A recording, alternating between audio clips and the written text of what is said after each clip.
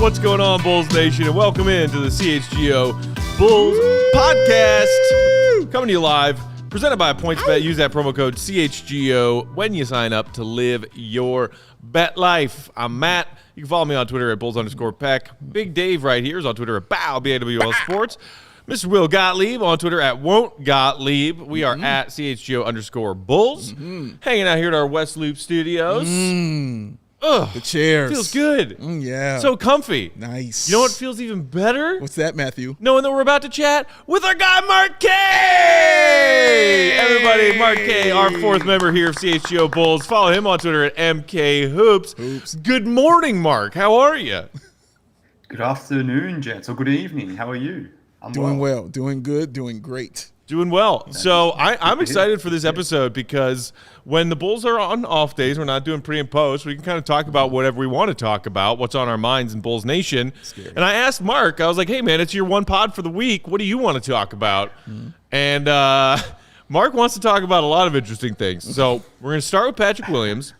Then we're going to talk about AK and Eversley's roster construction and, maybe a couple of question marks there, present and moving forward. And then the one that I threw in there is the most recent ESPN future power rankings that just got dropped earlier this morning. Okay. And where the Bulls fall on that list. So it's not just this week power rankings, but this season and 2 seasons out, the outlook of where is your organization, those power rankings. Very fascinating topic. Okay. So we're going to get to all of that right now on a fresh hour-long episode of the CHGO Bulls pod.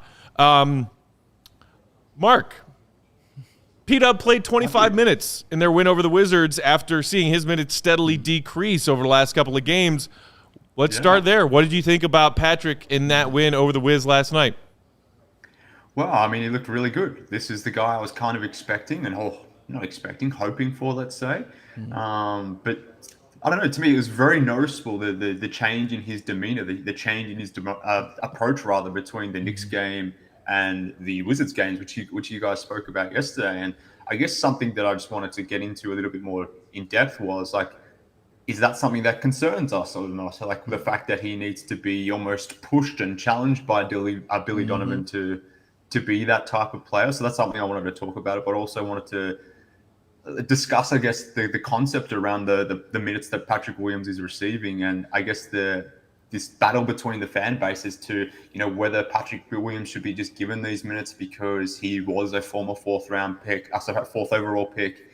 He's someone who has potentially a higher ceiling than an Io or a Javonte Green, or whether he should be earning those minutes. So, like, they're two, I guess, talking points amongst the fan base right now, particularly with Pat coming back. Like, naturally, that's everyone wants to talk about. But I guess, I just wanted to discuss that with you guys because, like you said, I'm only on the show once a week, and I have some takes, but I thought I'd get yours first on those specific topics because they're interesting talking points.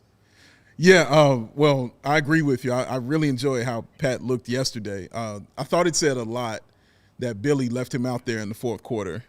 I thought that said a lot about how he felt about Patrick because obviously he spoke about him saying, I'm not just going to give him minutes. I'm not just going to hand this to him. And then we see him out there in the fourth quarter, kind of earning it. And you know what I mean? And I think you're right, Marc. I think he's the kind of guy that needs to be challenged. You can't just say, go out there and do this. I don't think he responds to that. I think he responds to an actual challenge and telling him, yo, I need you to do this right here. And he'll go out there and do that. And one of the reasons I say that is in Summer League, one of the things I remember them kind of challenging him on was being more vocal, being a leader, you know what I'm saying? Leading the that kind primary of team. ball handler. Correct. And you saw him do all of those things in the Summer League. I'll never forget that game where he went in at halftime and snapped on everybody, you know what I mean, and went off and went crazy, and then came out in that fourth quarter and not only took over but, hit the game-winning shot pretty much. And he's one of those guys they kind of have to do that with. A lot of people don't need need any prodding. They can just go out there and do their thing like that. Some guys, need, constantly being on you. I think he's one of those guys that you constantly have to be on him and set those challenges up, and he'll knock them down for you, or at least, put forth his best effort to do so. I think he's a quiet guy. He's the kind of person that I think wants to be really prepared and, like, understand what his role is. And so, when he goes out there and just kind of floats around, I think he's not really mentally, emotionally prepared to be dominating the way he needs to, whether that's in the role that he played in Summer League where he's trying to score 30 points or in the 3-and-D, defend the best wing, shoot your corner threes, attack closeouts, get to the rim. And, we saw him respond to a pretty rough showing against the Knicks with a more aggressive showing last night against the Wizards. So that's a good step. And I think Billy, one of the best things about him as a coach is that he's able to understand what different guys need in order to learn, in order to continue to improve and progress. Very true. And so, when he talks about Io and just kind of like lighting a fire under him, kicking him in the ass a little bit, like he responds to that.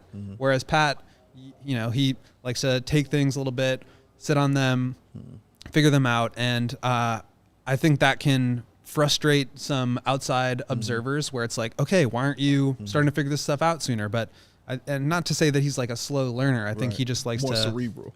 Exactly. Okay, So it takes a little bit longer, but I think, again, 5 or 6 games back now, hopefully he'll continue to add on to what he has, been building here. Let me ask you, does that mean you look at him more of like a guy that's like a perfectionist then? Like, I've got to have this right before I know how to approach it and try to dominate it? That's an interesting way to put it. I would say, without really knowing him, it's hard to answer that. But right, of course. He just seems like the kind of guy who he really isn't going to step on anybody's toes unless he is told to do that. Yeah, okay. And so when he's going out there and it's like, shoot the 3 and defend your man, that's what he's going to do. He's not necessarily going to, isolate and take a bunch of mid-range jumpers and things like that. So we'll see how that develops. And I think also he's on a team with Zach LaVine and DeMar DeRozan and Vucevic and all these guys that need a lot of touches. And I think he's still trying to navigate that. Right. Thomas in the comments said Pat just needs to rebound and play defense right now. Any offense is a bonus for the rest of this season. And that's kind of how I feel too. When you talk about where Pat is in the pecking order of the offensive touches, trademark, that he's, what are you expecting P-Dub to be putting up 15, 20 points a game? Right. Like that. Okay. Can you get on him for the Knicks game when he plays whatever it was, 14 minutes and gets zero shots up? Yeah. You can say that that's not acceptable. For sure. But anybody expecting him to be a big piece of this offense right now, I don't know what you're looking at. And to me, the disheartening thing was when he was looking lost on the defensive end and when he wasn't, as Billy framed it, making people feel him, especially on the glass. And then we saw him respond in that kind against the Wizards last night. Yeah. It's like, okay, one thing at a time. Yes. And again, some of these players in the mold of Patrick Williams, and again, it's a silly, lazy comp to make, but when you're talking about players like Jimmy Butler, like Kawhi Leonard, who first come into the NBA and are known as defensive stoppers, who can guard a lot of positions and are known for their defense, and were known for their defense in college, it takes time for them to develop the offensive side of their game. And there's a certain level of impatience, and not that I'm insinuating that is what you are, Mark, is impatient, but certainly plenty of Bulls fans that I'm hearing from these days are impatient about P-Dub on the offensive end not asserting himself enough when it's like, so he's basically still a rookie because he's missed the entirety of his second season. And it's not, what do you expect him to be an all-star offensive player overnight? I'm still optimistic that he's going to round out his offensive game. But in the meantime, just make, like your coach told you, make people feel you out there, especially for this Bulls team that has been so lacking in size and toughness all season long. That's true. And real quick before I toss it to you, Mark, the difference with the other two guys you said was Jimmy was allowed to have that time. Because he was coming off the bench and a 30th pick. Right. And Kawhi as well. He was the lowest pick as well. I think people see that number 4, in front of it as well. And him coming in starting every game, I mean, as a rookie, as one of those reasons why his is a little more amped up, Mark. Well, look, I mean, let's just park the offensive side of things because, I am an impatient Pat Will person, let's say, but I'm also a realist at the same time. I'm not expecting him to contribute much on this specific team, but given the circumstances of the season where he's missed virtually the entire season, there should be no expectations for him on offense. So when he does make that aggressive drive and has that and one play like he did against the Wizards yesterday, that's nice. That's encouraging because you're not necessarily expecting it. But what I am expecting is defense and rebounding. And that was very evident against the Wizards yesterday, which has been why I go back to the Knicks game. I'm like, well, why can't you do that every game? But just to give you some some context behind this and just to explain the activity level, like Patrick Williams had 3 offensive rebounds and 4 defensive rebounds in 25 minutes against the Wizards.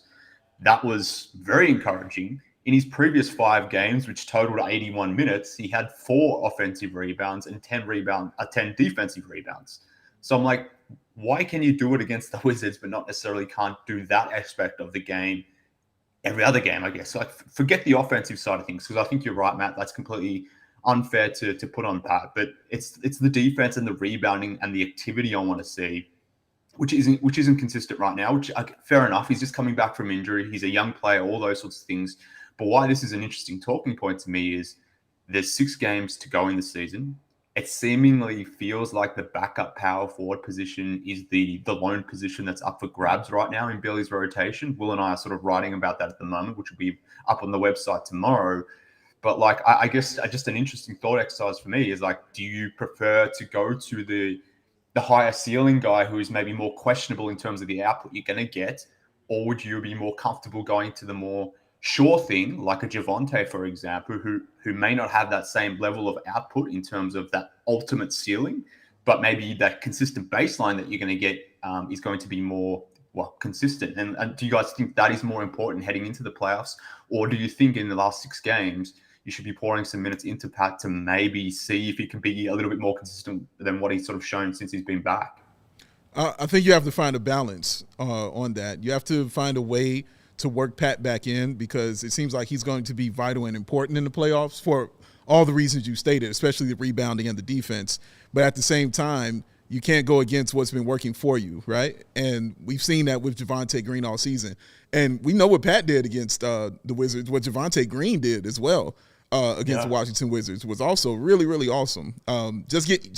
If you just want to simplify it and just say those 2 dunks that he had, like, you can just simplify it right there and say, man, that was really changing how the flow of the game was going on and how important that was and how cool that was for the Bulls. But you just have to find that balance, man, because Patrick is going to have to play. You're going to need rebounding. And I think, Mark, for me, and what you were saying, the most encouraging thing was the offensive rebounding.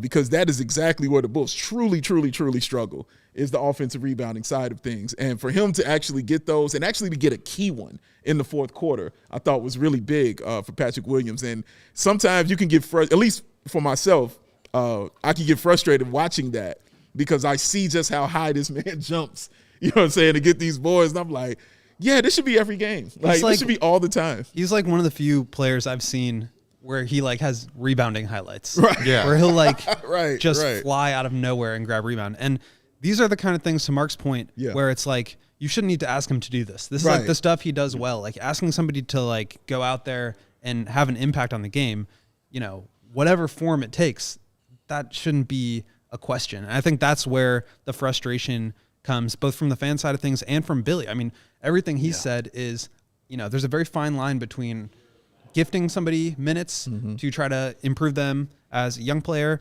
and having them earn minutes. And it's a balancing act. You know, you have to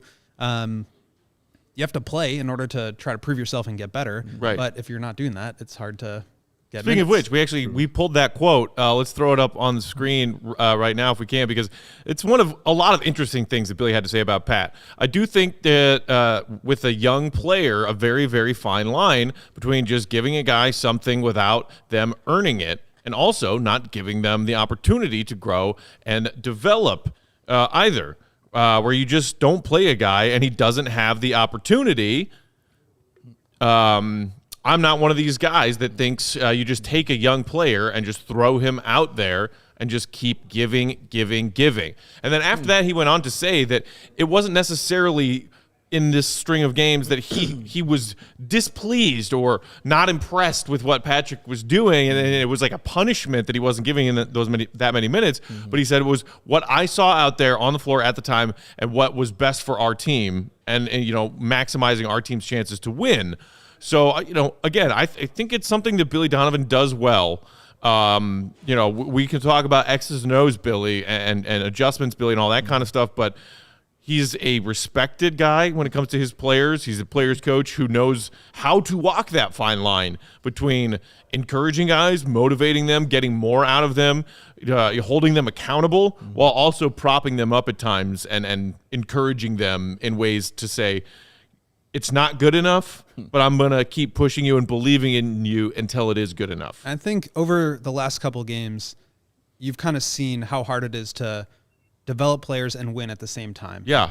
I mean, they need every one of these games. They're hanging on to to getting out of the play-in by a game right now. Yeah. So it's very difficult to do those things. And, the extra minutes that he got last night were a result of him playing a little bit better and more aggressively, but also the injuries. And I think that is really going to be something that they need to worry about with Caruso's back. Javonte obviously has been playing a ton at power forward, starting, and just like that's been his role this year. But as the roster hopefully gets healthy, hopefully we hear some news from Billy and company tomorrow about Lonzo. I'm just curious to know like what the rotation is going to be and if there is any room for him to develop Pat while they're trying to win all these games. And I think last season was a transitional season.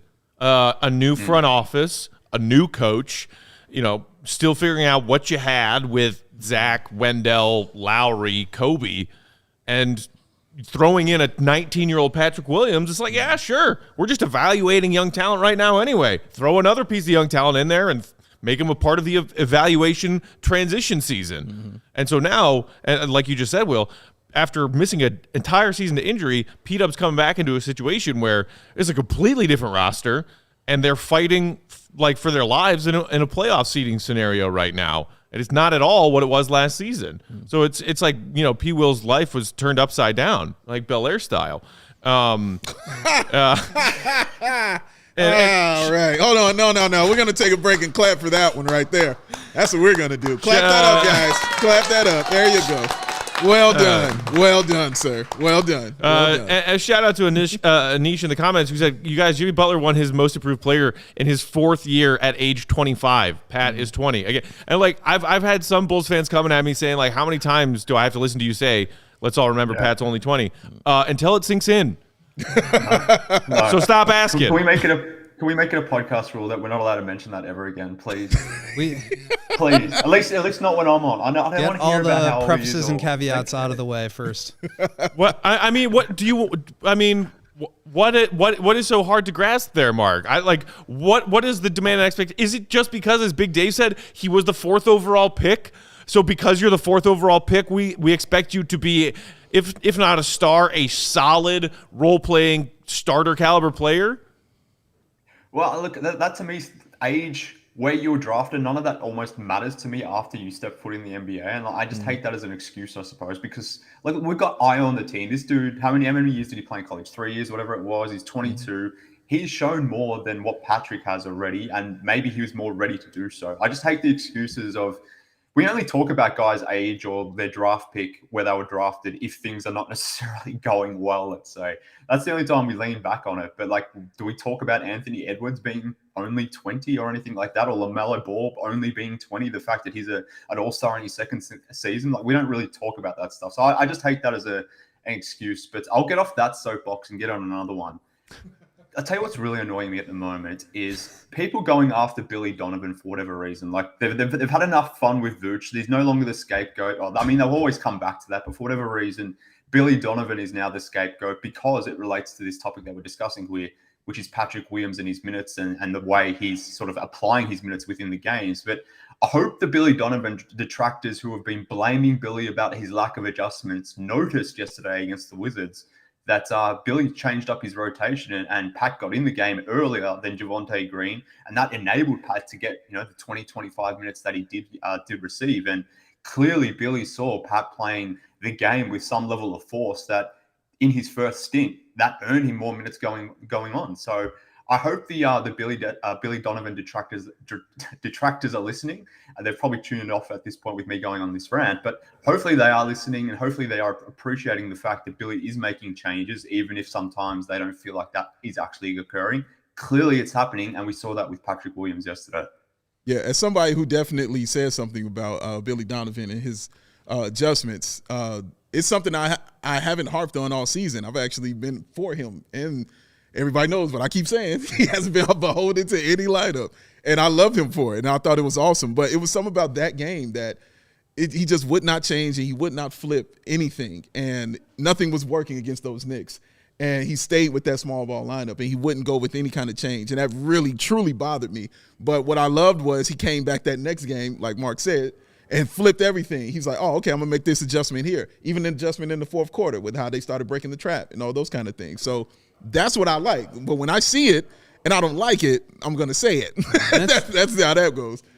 It's the same thing with Pat. Like, he's throwing Pat out there to see if he can make an impact. And if he doesn't, then you got to pull him back out. That's an adjustment from Billy. So yeah, and I appreciate that. I think, like, a lot of this to me is like, I've said this before, it's like you can't have it both ways. You can't expect a 20-year-old who isn't contributing at a super high level to contribute at a super high level just because he's young or because he was a high pick. Right. Like, those two things just don't matter at this point. So I agree with Mark's point there. And to me, it just comes down to like who's playing well at any given time. And right now, he's not at that point, and that's okay. But also, you can't be frustrated for him. Right. So, Jason, I see you in the comments. You're the millionth person to say, hey, Scotty Barnes is also 20. I understand this. Context matters. You can't ignore context. Anish saying the Raptors also don't have 3 other guys who have been first options their whole career. Look, if P-Dub earned the starting spot this season and was the Bulls' starting power forward all season long, and he were playing like this in game 75 or whatever, then yes, throw me on the bandwagon of Bulls fans saying, P-Dub, you aren't good enough. Yeah. But I'm looking at it as basically this season is a wash for Patrick Williams. Doesn't count. He played 5 games. Billy, in his other comments about P-Dub recently, even said he wasn't even playing at 100% before he broke his wrist. Yeah. He still wasn't 100% all the way back from the ankle that he hurt in offseason. True. And so that was 5 games. 5 games, and then missed 65, and now we've seen him in a small sample, as Will said, while the Bulls are feverishly trying to hold on to a playoff spot, and Billy's trying to do what he can with his rotation. To me, this season does not count when you're talking about, is P-Dub meeting our expectations, or can you already label him a bust? I don't care about what Scotty Barnes is doing in Toronto. It has nothing the frick to do with Patrick Williams. All right? What did he say about not needing the anger meter today? Yeah, right. I thought the meter wasn't needed. Also, it's so obvious, and it needs to be said, that, everybody's different. Not everybody, gets to whatever level they get to overnight. You have rookies that come in, like Cade Cunningham and Evan Mobley and Scotty Barnes, who just, make an immediate impact. And so everybody thinks, oh, he's a high draft pick. He also should be making an immediate impact. But that's only half of the battle. Jalen Green was terrible for his first 55 games. Now he's starting to turn it up. For every hit, immediate hit in the draft, there's 10 more that just don't start that way. Correct. And it's the same thing with Ayo. Everybody's so amazed by the way he played. Great, that's exciting. And then when he starts to taper down, it's like, where's Ayo? Why? We know he can play better. It's just progress is not linear. It doesn't work that way. So you say fans aren't, a little irrational? Is that what you're saying? No, I would never say that. Oh, wow. Let's take a break before we move on to our next conversation, which I'm sure won't get anybody triggered. Big Dave, tell the people about PointsBet, would you? Oh, do I love to? How did you know I wanted to talk about this, Matt? You're amazing. The best way to support CHGO is to download that PointsBet app and use that code CHGO when you sign up. And if you do that right now, you'll get 2 risk-free bets up to $2,000. And that's not it. If you make $50 or more on your first time deposit, you'll receive a free CHGO membership that gets you all that web content from my man Will Gottlieb, from my man Marc, from the Pecking Order, trademark, and you'll even get a free t-shirt of your choice from that CHGO locker. That's $2,000 in free bets, a free CHGO membership, a free t-shirt, and all for making a $50 first time deposit from PointsBet. And introducing PointsBet's new feature, live college basketball same game parlay. For that first time ever, you can build the perfect live same game parlay only with PointsBet. You combine your favorite bets anytime during the game, and if you want more, because I know you do, you can also boost your live same game parlays. You can watch live, Parlay Live, Boost Live, all with PointsBet. And now in Illinois, you can download that PointsBet app right now and register your account from start to finish, all from your phone. Don't register just from start and then stop in the middle. No, you got to finish. Some people do. No, you got to finish. You got to go all the way. Go all the way to the end. You can do that from your phone, and you get that PointsBet app if you're in Illinois and you don't want to be outside in this rain. Plus, during the PointsBet Match Madness, all users can earn up to $100 in free bets during each round. Just place a $50 pregame wager and get a free $5, $10, $15, $20 live bet, all to be used for that round. So what are you waiting for? Huh? I don't know. Because once the game starts, you don't just bet. One more time, Will. This is emotional for me. Your bet life. Oh, with PointsBet. Hit me one time. Oh, I love timing. It's the best. Today's episode also brought to y'all by Strava Craft Coffee. Do you want to start your day with a competitive edge? I know you do.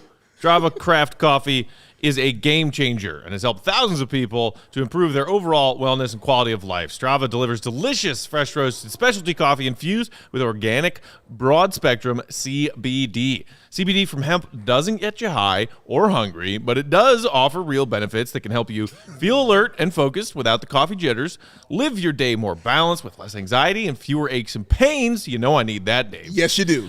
Plus, including CBD in your daily routine can even help you enjoy more restful sleep so you wake up feeling your best. And the best part is, Strava is all about quality. Everything is small batch, fresh, and shipped straight to your door. Strava also offers concentrated full-spectrum CBD tinctures for those looking for a more traditional CBD format with a powerful entourage effect of benefits.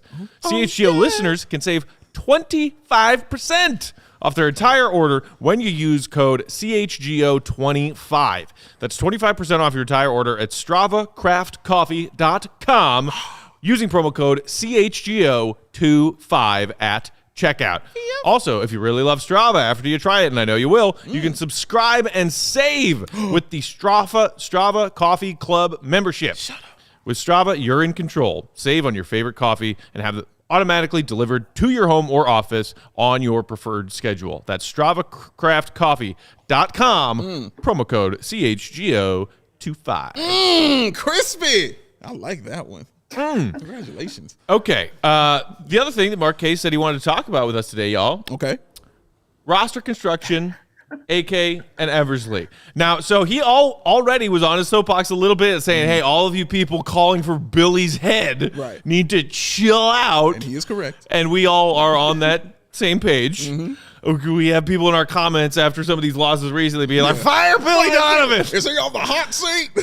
Mark wants to direct the heat somewhere else, though. Ooh. Mark, the floor is yours, our friend. Well, yeah, look, maybe I'm just an angry person at the moment, and maybe that's directly tied with the Bulls win-loss record. I think they're bottom 3 at the moment in net rating, something like that, over the last 15 games. So things aren't ideal from that perspective, and that ultimately triggers me more generally, and more, I guess, triggers a lot of people, I suppose. But I guess what always annoys me is the mental gymnastics that we as a fan base do. And what I'm referring to here is, you know, you'll hear a lot of comments from fans, particularly in these losing streaks, about the roster. You know, we need this.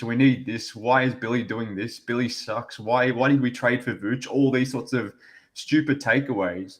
But what annoys me is there's never any blame put on the people executing those decisions, which isn't necessarily just Billy or the players. It comes down to, Marc, Eversley, and Arturas Karnisovas. So I'm like, at some point, like, if you feel the roster is flawed, if you feel the Bulls shouldn't be playing small ball, if you think Billy Donovan sucks, if you think the Vooch trade sucks, when is AK and Marc Eversley going to catch some heat? I'm not suggesting they deserve that.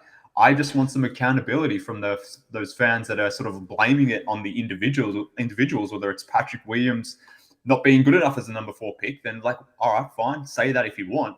But why aren't you blaming AK for drafting him? Why aren't you blaming AK for trading for Vucevic? Those sorts of things. So, again, just a topic I wanted to raise because I don't necessarily see that as part of the discussion that's happening or part of the narrative. And maybe that's because these dudes have sort of formed a lot of goodwill. But I just think it's a little bit intellectually inconsistent, let me say. I love the way you framed that. Honestly, I really do. If you're going to be blaming these guys for all these things that you hate, then why not blame the people that actually put them in those positions of power that to make you say, I don't like this. I love the way you absolutely framed that. I think one of the also is the reasons you mentioned is that goodwill. I think a lot of fans still have leftovers, feelings from the old regime. So anybody brand new, this man here, anybody brand new coming in that just immediately says, hey, you're nice. I love you. You know what I mean? Like, it's not going to be an issue or a problem to attack them. Personally, I never go after a front office this early. You know what I'm saying? Like, it's super early for me to question what they're doing, what they're doing, because they haven't done anything, again, for me to be like, you don't know what you're doing up here. So I always give people a few years before I say, okay, let me see some returns on what you're doing. You know what I mean? But I just really like the way he framed that. If you're going to go after those players, if you're going to go after the coaches and the schemes and all these things, then you should also be directing some of your heat towards the people at the top. But I think that's the reason they're not coming at them, is because they're not the old regime, and they're really happy that they have somebody new right there. Yeah, I think after the turn of the front office, there was a lot of blind faith thrown at AK and Eversley, and we've moved on from the honeymoon phase. I think we're past that, and that's not to say that people are super angry with them, or they should be. I don't think so. I don't think they've really done anything wrong, but I do think it's time to maybe start evaluating the moves that they made since they got here, and that starts with Vooch and it starts with Pat Will. And so I get the frustration with both of those guys because it hasn't been perfect, but nothing is in the NBA. I mean, that's the other thing, is like crazy, right? Like, we aren't all the Warriors of 2016 to 2019. We're not all LeBron Cavaliers. Like, it just doesn't work that way. And and for me, what I really appreciate about those guys is that they were willing to take big swings. Yes. Because we haven't seen that in our lifetimes. No. And even if it cost them a little bit more than you would like, they were willing to do it. Now, I think the place where you can start to maybe not criticize, but ask some questions is the moves around the fringes. Okay. And that's like some of these minimum signings or acquisitions. Like, they did a great job with Ayo. Obviously, he's been a huge hit. Simonovic, not so much. 1 for 1 in the second round. Like, I would say that's pretty good. You bring in Javonte Green in a trade. You also bring in Troy Brown. Like, you don't hit on all of these, but I think they have done a pretty good job rounding out the roster with some of these fringe rotation guys, but they haven't hit on all of them. No. And I think you're seeing a little bit of like shallow sort of depth right now because of all these injuries. True. But I think over the next year and a half, 2 years is really when we're going to start to see the result of a lot of these moves. And right now it's a little soon for me to go crazy with the criticism. Big Dave, our guy Jamal, one of our regular callers from back in the days in the comments, my man. Referring to Mark K's comment about AK and Eversley not catching any blame yet, Jamal said, they do. They blame Acme for drafting P. Will, for trading Vooch, for not trading Vooch or Kobe at the deadline, not going to get Grant from Detroit, not getting Kevin Durant, not getting Steph Curry. Look, go ahead. I think he's right, though. Like, even though people wanted that, I agree with Mark K. Like, I haven't heard their names mentioned with that. They haven't said, well, AK or Eversley are the reason why this didn't work, and why didn't they do that? It's been more leaving them out. I think for the most part I agree with you, but I have heard their names tossed out there from Bulls fans who are not happy. And Will, you're thinking about honeymoon phase being over? Some Bulls fans, the honeymoon phase was over 2 weeks after AK was hired, and you know who was not fired yet. Like, it was, they hired AK 3 weeks into the onset of a global pandemic that shut down not only NBA but the world. And Bulls fans were like, well, why do they switch over the front office if they're not going to do anything? Seriously, 2 weeks after he was hired. I was like, y'all need to chill. And so let's take a look, just a quick rundown of the timeline. We got to grab it for y'all. What exactly has happened since that happened? AK hired by the Bulls in April of 2020, right after the league went on long hiatus. Then he hires Eversley a month after that. Then you've got, I left out them drafting P-Dub in this timeline, so that happens too. August, they fire that guy. September 20, they hire Billy Donovan. March 21, trade for Vooch, Wendell, Shout out Al Farouk Aminu. Remember when he was a Bull for a hot second? And two future firsts. Wow. August 2021, the big summer.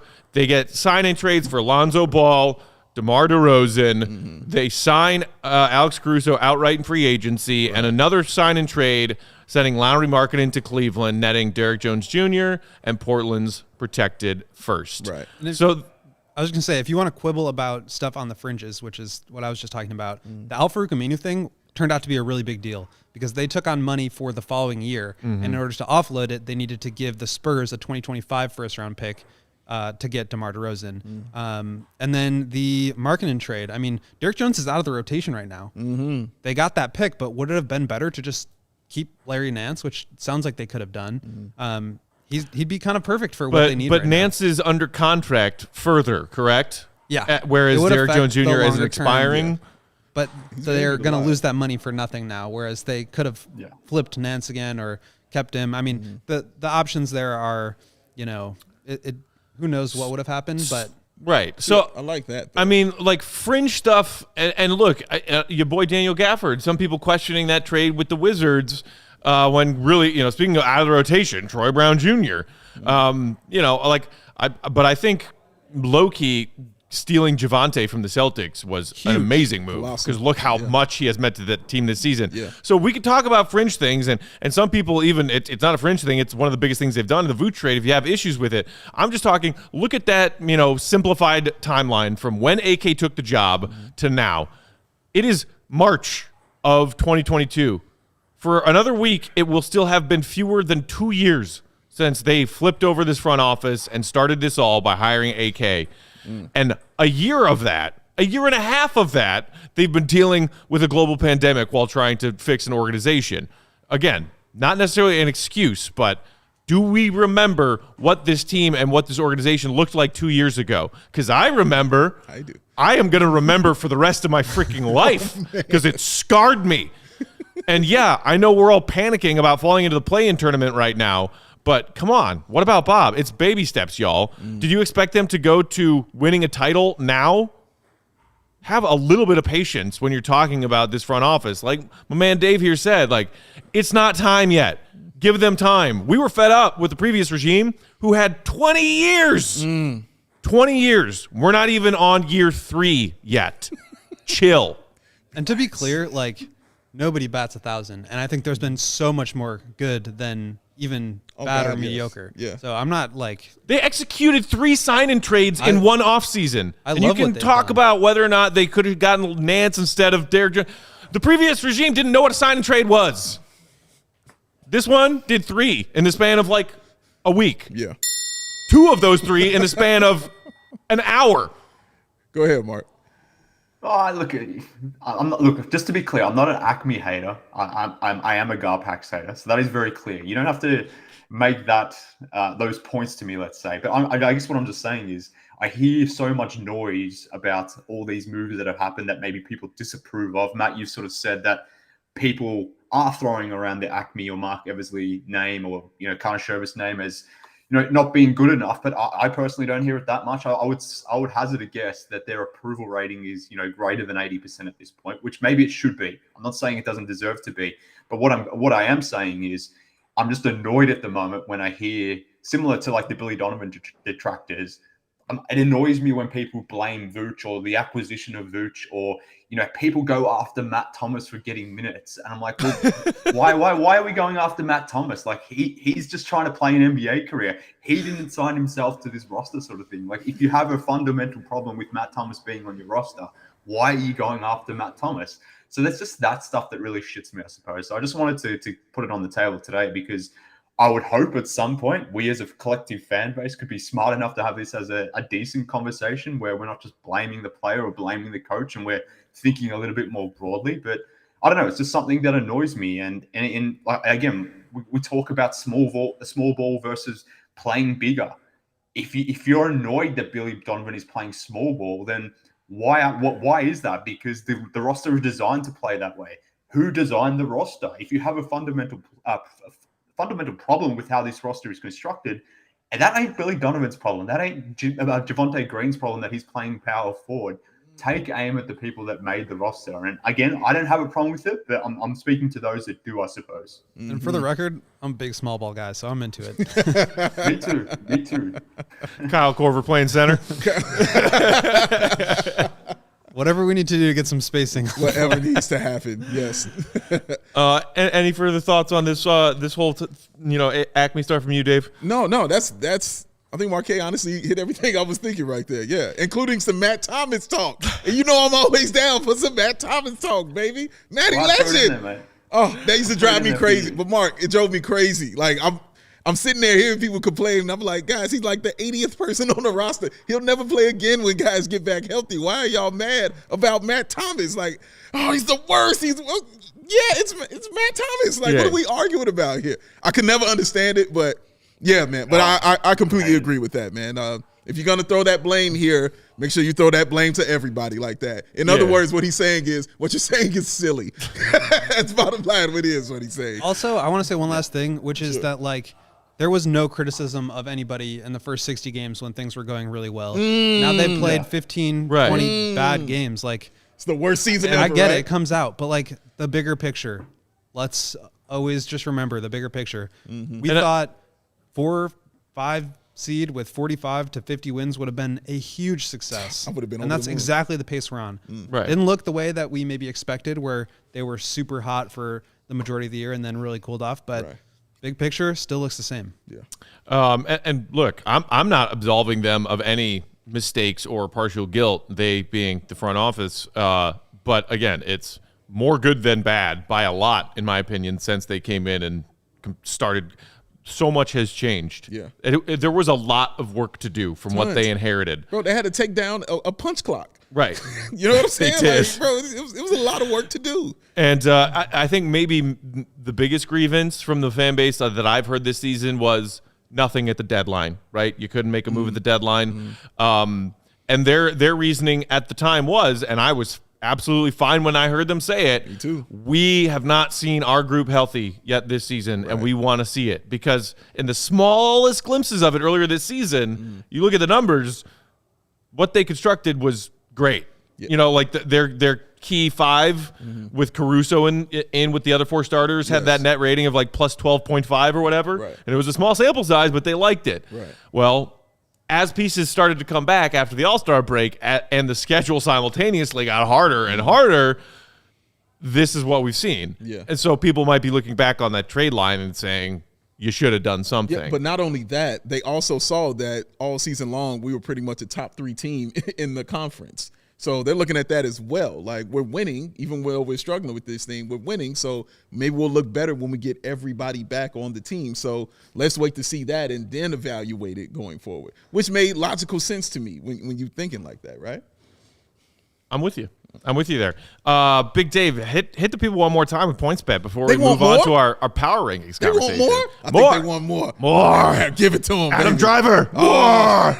Oh, snap, that's my man. You look like Adam Driver. Yes. That's what I've been sitting here thinking. Who do you look like? You look like Adam Driver. A more cooler, smarter Adam Driver. I'm going to look this up while you're review. I'm going to see how I feel about that. No, it's a cooler, smarter Adam Driver, I promise you. But in the meantime, if you enjoy CHGO, one way to help us continue to grow is to download that PointsBet app and use that code CHGO when you sign up, because not only are you getting those 2 risk-free bets up to $2,000, but if you make $50 or more, first-time deposit, you'll receive a free CHGO membership, which unlocks all of the web content, and you'll get that free T-shirt of your choice from that CHGO locker. You can actually sign up and download that PointsBet app right now. Register that account from your phone from start to finish. If you're here in Illinois, you can do that at home. You don't have to go inside anywhere else, y'all. You can do it at home. Oh, you'll be signing up with the fastest sportsbook, easier than ever, so you can start living your bet life. Oh, I ain't hit that right. In seconds. So what are you waiting for? Because once the game starts, you don't just bet. Well, Live your bet life. oh, with PointsBet. Gonna hit me? I was busy looking up that. I know. Adam He caught Driver him. thing. Caught him. I saw the monitor. No, he's too busy Googling Adam Driver pictures. It's delayed. You'll get it now. I can't. Agree You look with offended. You look very offended by this. I have short hair for starters. Let's talk about that. No. Listen, you're much more handsome. I'll say that. You're much more handsome than Adam Driver. I feel But like it was a those features- backhanded compliment. No, it's not. I don't do backhanded compliments. Okay. I do full-on compliments, man. Full on. But I think you're better looking Adam Driver. It's a better looking Adam Driver to me. What do you think, Cody? Is it better looking Adam Driver, or am I just off here? I got myself in a little bubble here a little bit. Chat, what do Man, you he looks think? nothing like Adam Adam Driver. Nah, I didn't see it. You don't see it, Mark? Sorry, I have to bump you No to the way, side there, man. Mark. Oh, man. All right, that's Cody. okay. Cody's with me. Mark don't see it. All right. We'll figure it out then. I'm going to get you a better one. I see the I'ma facial get you a better one. structure, but the hair just totally The throws hair me is, off. yeah, Yeah. because his hair is amazing. You know what I'm Yeah. saying? And I'm all about that hair. That's why I like talking about Wheels all day long. Yes. All right, y'all.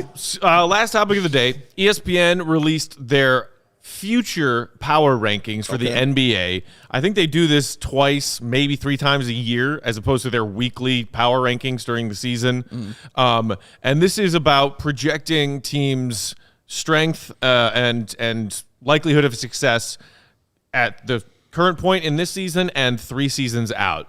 So these rankings are for this season through the 23-24 NBA season. And of those 30 NBA teams, which have the highest likelihood of success now and in the immediate future. So I don't know have you guys looked at these rankings yet? Yeah, so they're kind of broken down by a couple of different categories, and they're ranked 1 through 30 in each category. Right. So the 5 categories are players, management, money, market size, and draft. And in each of those 5 categories, the teams are scored on a scale of 0 to 100, and then those scores are averaged out for an overall score for each team from 0 to 100. Number 1 team, the Memphis Grizzlies, and your boy Ja Morant. Oh, yes. I like it. The highest score of any team at 71.1. That makes sense. They have tied for 3rd with players, 5th for management, 8th for money, 25th in market, 10th in draft. 25th. With the season we've seen from Ja Morant and some of those other young pieces that Memphis I don't know has. how they're And not Marc number is- 1 in draft. Yeah. Yeah. I have no issues with the Yeah. Grizzlies being at the top of this list. Zero issues. Anybody with else? that. No, zero issues with that. I think that market is also going to go up too over these next couple years, man. But no, zero issues with that, man. What they've done with Ja and even what they've done without Ja has been just great to watch, man. So yeah, I have no issue. Up from 16th, yeah. And I mean, if you're looking at the ability to put together and develop young players through the draft, I mean, off the top, I'm not sure I can think of a better organization. I mean, Desmond Bane, special. 30th overall, Brandon Clark. I'm not going to be able to just rattle off the entire roster. Jaren here, but Jackson Jr. Jaren Jackson. I don't know if you know this, but he's better than Luka Doncic. That's another reason why where you were drafted does What's not up, Fred? matter. Yeah, I mean, they are built to win today, and they're built to win for the next 10 years. Yeah. They're going to be an awesome team to watch. What do you think, Mark? Any issues with the Grizzlies being atop this list of present and future power rankings in the NBA? No, makes complete sense. Taylor Jenkins is an awesome coach as well. I think you have to throw his name in. That management team consistently hits it out of the park with their draft picks. They've got too many good players at this point. I mean, Desmond Bane, how old is he? He's only 22 or 23. How old's Ja? Only 20. That's ancient. 21. That's ancient, Mark. I know a Jaren guy who's Jackson, still only 20. Only 22. So they're pretty young. So, I mean, yeah, we have to reference that as well if we're being consistent, I guess. I hear him. All right, so anytime I'm opening up one of these power rankings columns, it's always in my mind, scroll, where are the Bulls, where are the Bulls, where are the Bulls, right? Yeah. I scrolled halfway down, and there are the Bulls at 14th on this list. Anybody have any issues with where they are? And I'll just rattle off quickly the teams behind Memphis, between Memphis and the Bulls. Okay. The Heat at 2, hate that. Suns 3, Bucks 4, Celtics 5, Clips 6. I'm not sure about that. Nuggets 7. We're stealing Joker, so it's fine. 8 Brooklyn, 9 Golden State, 10 Philly, 11 Toronto, 12 Dallas, 13 Utah, and our Bulls at 14. I don't have an issue with that, honestly. That's kind of middle of the pack for me. I'm okay with that if that's how you're looking at the Bulls going forward for the next couple years. If you had said 20, or something like that, then I'd be concerned. You know, and I'd be a little worried because I'd be like, oh my God, that's not really a move. That's not really a step forward, you know, for this team and this organization. Right. But yeah, around 14, knowing from where they were to that being that kind of future projection, I'm okay with that. I'm very comfortable with 14. I think they're in just looking at the sort of ratings that they have here. I think they're buoyed a little bit by the market, which is great. And I think you bring in DeRozan, that is like the first time that they've really made use of their market size. True. But I'm surprised they're not lower. You're out 2 more future draft picks. You're dependent on a 32-year-old star who's obviously having his career best season, but who knows if that's going to continue. Vucevic is, I mean, I hate to say it, but it's pretty obvious at this point, on the decline. They have 2 or 3 like solid young players, one of which, Kobe White, may not be around for very much longer. So you're looking at Io and Pat. And then you look at some of the teams behind them, the Timberwolves, Anthony Edwards, Karl Towns. The Hawks have Trae Young, John Collins, DeAndre Hunter. The Cavs, I mean, the Cavs should be way higher to me. Garland and Mobley and Jared Allen. They are at 17. They're at 17. And even like some of these teams way down at the bottom, you know, the Thunder, I think their draft capital alone should make you pretty excited. And then if we knew what more of that draft capital was, they would be higher. Yeah. And but again, it's just all to specify, this is like the next, the wooziest wazzing. the 3 next season. So I think that plays into it. But the Pacers have Halliburton and Miles Turner, and they've still got Buddy Hield and Brogdon and all these guys. So there are some teams with like high upside, and I think just the uncertainty there pushes them down, and that's probably where the Bulls get bumped up a little bit, as you know what you're getting from Levine, DeRozan, Vucevic. But when I saw this, I was a little surprised they're not a bit lower, just because they're out picks and they're a little bit older. What about you, Mark? Anything jump out to you on these rankings?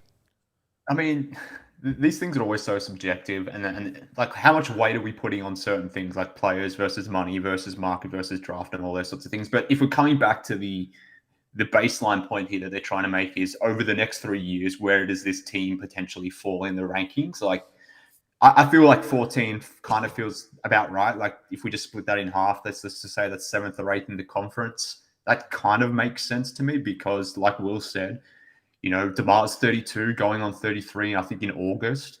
I don't foresee a way that he plays as good next season as he has this season. Like, that just, I don't know, this season was so much of an outlier that I can't expect him to maintain or even improve on that next season. I would assume that would diminish even by, 5%. Vooch, are we even sure Vooch is here next season? Like, he's declining, but he's an expiring deal. Like, you have to make a decision on Vooch at some point, and I would imagine that decision is coming, at minimum in the off season, potentially at the next trade deadline. So you can't say for sure he's here beyond that. And if he's not here, then who's your long-term center? He doesn't exist on the roster. And like, they're just the younger guys that they do have. I mean, we've talked about Patrick Williams a lot on this podcast, but he's not at least in my eyes, he's not like a premium young player in this league. So I don't have an issue with that as well. So if anything, I would actually have them lower because they've got the Cavs rated at number 17, which to me is kind of insane given how good their young pieces are and where I would imagine that team could potentially go. And maybe, like Will said, like, the Bulls are being buoyed a little bit because of that market piece, and that's boosting them a little bit higher. But I don't know. I think the Cavs have over the next 3 years, a greater chance of being a better team than the Bulls. So I don't want to sound like too much of a hater here, but I think they've actually come off somewhat fortunate in these rankings. But I'm expecting the Bulls to be maybe a step back next season. So, yeah, I'll take this because to me that's, being 14th in the league, that would be a surprise to me for next season and the years to come. So for anybody listening or watching us who did not access this, because this is behind ESPN Plus paywall, right. Those 5 categories, the Bulls are middle of the pack in a lot of them, which is probably how they ended up at 14. They're 15th in ranking their players, 14th in management, 17th in money, so middle of the pack in all 3 of those categories. Speaking of buoyed by the market, they're 7th ranked in market, and then draft, they are near the bottom, tied for 27th. So market being 7, that was something I thought was curious. So both LA teams, so the Lakers, Clippers, Warriors, and then both New York teams are marked above them, and I'm like, okay, 2 LA teams, 2 New York teams, and the Warriors being the Warriors. That all makes sense. And then I was like, who else? Like, why are the Bulls 7th, not 6th? What's going on here? And then I scrolled up, and saw Miami at 2. Or I'm sorry, no, at 5 in the market. I'm sorry. Since when is Miami a bigger market than Chicago? What? Like, how did they judge that? Is it just everybody wants to go play for the Heat and live on Miami Beach? Exactly. Is that what it is? Tax-free, sir. Tax-free. There it is. Say that part. I hate that. Triangle for that. I hate that. That part. Miami is trash. That bothers me. I think the other way to look at this for me is what % chance would you give the Bulls to win a championship and or get an impact player through trade, free agency, or the draft in the next 3 years? And I wouldn't say that they're top 10 in any of those. Top 10? Not even top 10? And even getting an impact player? Maybe getting an impact player, but that the championship, I feel you. That goes to the market. Yeah, getting the player, I think that they have shown that getting a guy like DeMar, you know what I'm saying? But then you have to consider where their salary cap is and how difficult that will be. It's probably going to have to come via trade. Yes. After they pay Zach, they'll be like very far over the cap, and it's not going to be easy to manipulate the roster very much more. No, it won't be. Well, so like the LA teams and Miami obviously are big destinations for NBA players for those reasons, and then even New York because New York is New York. But right now, all of those markets and the teams in those markets are full. The stars are there. Kawhi and Paul are in LA. LeBron and AD are in LA. Jimmy has, claimed seas over Miami, and KD and Kyrie are in Brooklyn. New York is the one team that doesn't really have a big NBA superstar in it right now, but who wants to go play for James Dolan? Because I think the answer is nobody. Zion Williamson. Ugh. I mean, how is that weighed in here? Because for a while I was like, Chicago, the winters are long and cold. But I also think that the Bulls fixed a bigger part of the problem, not just, Chicago's cold and winter and state taxes. There was a certain stink around this organization, and that stink was passed by mouth, or the existence of that stink was passed by mouth among NBA players who respected each other's opinions, and from one circle to another, we're fixing that. We're slowly airing out that stink with this new organization. Yeah. And Chicago is a big market, and it's the most prominent global NBA franchise, storied city, storied franchise. Yeah. I'm sorry. I can't believe that the Bulls aren't a top 10 destination now, because plenty of those other big destination places have been claimed. Yeah. And Chicago has not. Yeah. You're right. Go ahead, Mark. I mean, just because they're being claimed now doesn't mean that's going to stay the way the same true. way in the future. I mean, are we expecting LeBron to be a Laker next season? Like, is that foregone conclusion stuff? Like, he's making it known that he's potentially on the move. Look at the guys that they're on those current teams. Like, Jimmy wasn't on the Heat 2 years ago. KD and Kyrie. We just saw James Harden leave the Nets. Like, a KD and Kyrie would it to the Nets long term. They have contracts, but that doesn't mean they're going to stay there necessarily. You force us on in trade or whatever it may be, or just a flat out trade. So to me, I have no problem with it at all. Like the Bulls, they're not a top tier market, but they're that next level down, I suppose. So to me, I have no issues with it. It makes sense. I just don't.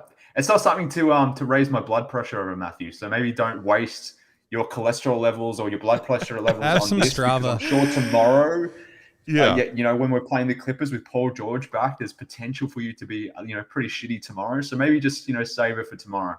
That is literally what I was going to ask you next, Mark. It was about tomorrow's game. Thank you for saying that. I completely agree with your counterpoint about any NBA star can be in a market and in a different one the very next day. That's how the NBA works now. Yes, These players, correct. they want to be somewhere else, they end up somewhere else. Yeah. So it's not like there is a long permanence of these stars being in these top tier markets where they are right now, and that can change.